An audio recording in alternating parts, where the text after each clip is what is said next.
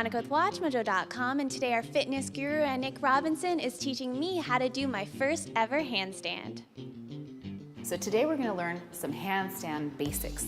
We're going to learn how to pull up into handstand using a wall. Now, most people when they first try are so afraid that their elbows buckle, crashing their head into the floor. So if there's one thing I should recommend is whatever you do, when you kick up and kick out of handstand, keep your arms energized and straight. Don't bend them.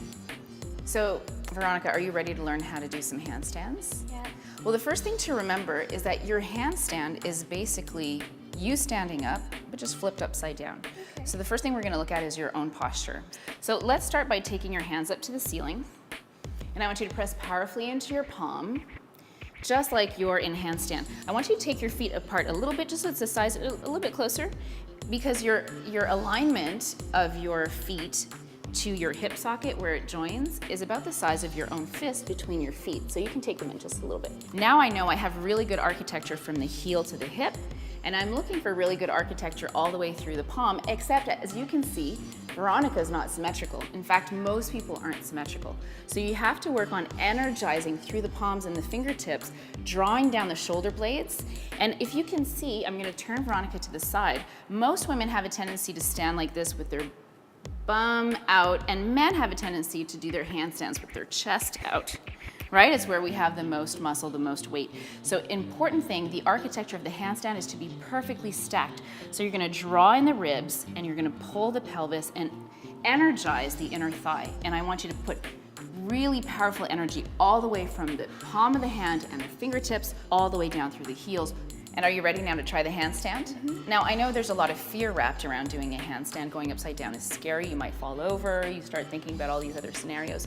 Well, that's why handstand is actually a really good meditative exercise, because it takes you really into the present moment. You stop thinking and projecting into the future and creating all these fears, and you develop a sense of fearlessness.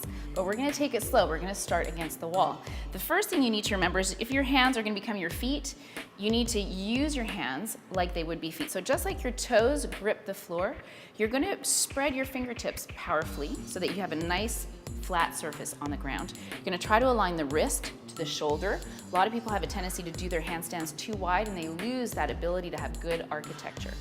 Hands right in front, open up the palm, open up the fingertips, and I want you to grasp your fingertips into the floor and use their fingertips to help you balance front and back.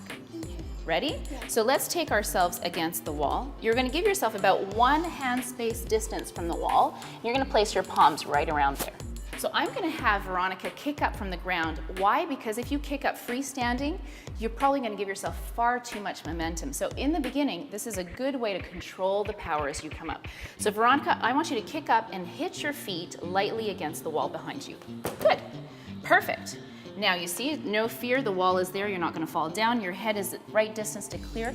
Look at your hands powerfully. Energize the arms, just like we spoke about before. I want you to pull in these ribs.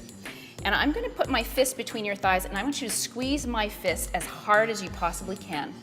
And pull your ribs in. Pull the ribbon, pull the ribbon. So now Veronica is doing a handstand all on her own. The reason she is holding this handstand, you can kick down if you'd like, is because what happens when I have her energize her inner thighs by squeezing against my fist is that it automatically pulls your pelvis into neutral position, ensuring that you can have a really nice freestanding handstand. And then eventually, as you practice by yourself, you can take all that away and just energize the thighs by themselves, and there's your handstand.